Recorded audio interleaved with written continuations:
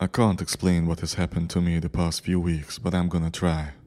I was just watching TV as usual and then the commercial popped up. It was an old-style commercial used to advertise the McDonald's new mascot, Mr. Snuggles. He was a normal clown with weird makeup and a white dress or gown type thing. But one thing struck me as odd: the bow tie. It wasn't a normal bow tie, instead it was made out of two red latex gloves, like hands. For some reason this really freaked me out and I always just flicked to another channel when the ad came on. Until one day when I was catching up on my favorite soap opera.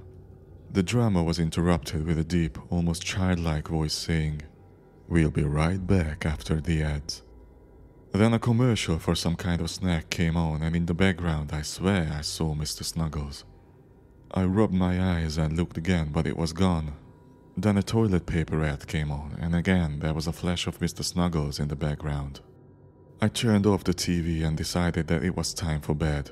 Obviously, I was seeing things because I hadn't gotten enough sleep. As I was walking up the stairs, I heard something coming from the living room. It was TV static. I looked at the TV from the stairs and saw that it was on.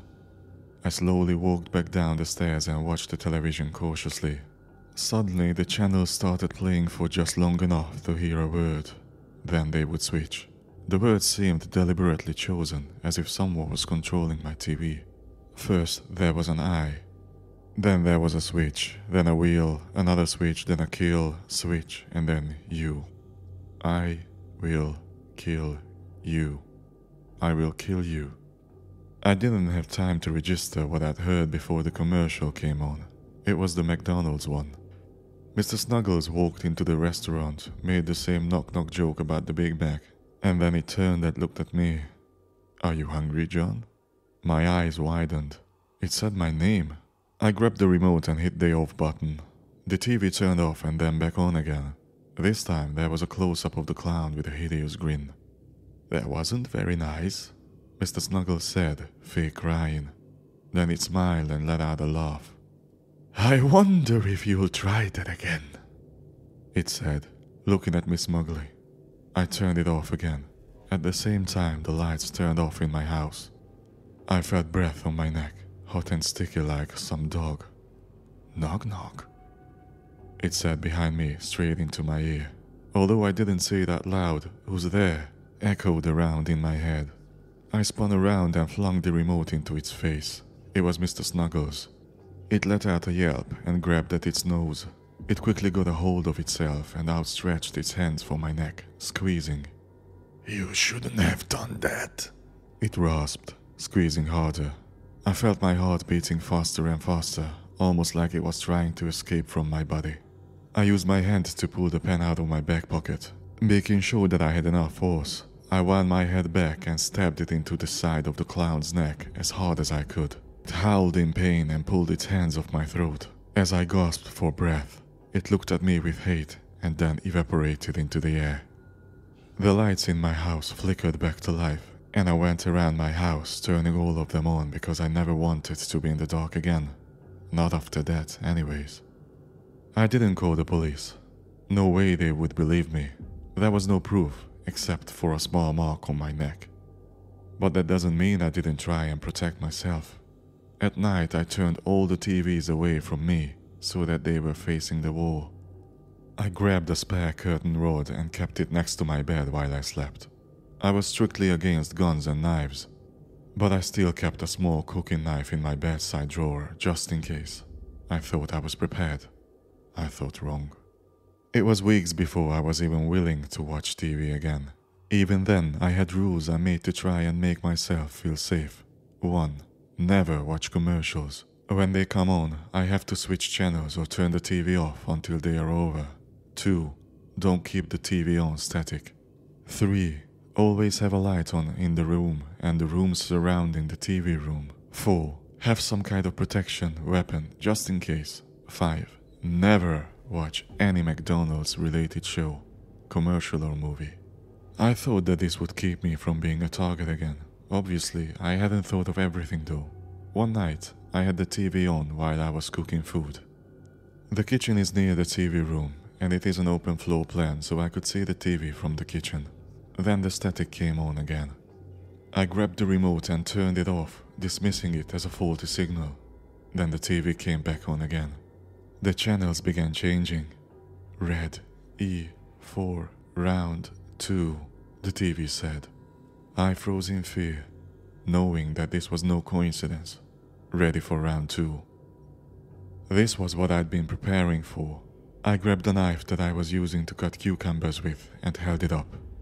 The commercial came on. Mr. Snuggles made the corny joke and then said, "Let's introduce our special guest." Everyone in the restaurant cheered as I walked into the McDonald's. I was watching myself on TV. I was shocked. This was not what I'd been thinking was gonna happen at all. "John is here for lunch," Mr. Snuggles said, leading me into the kitchen. I was smiling and walking with him until we disappeared into the chef's room. A few seconds later, Mr. Snuggles came out with a pot. I was nowhere to be found. A small toddler walked up to Mr. Snuggles. "What's for lunch, Mr. Snuggles?" he asked innocently.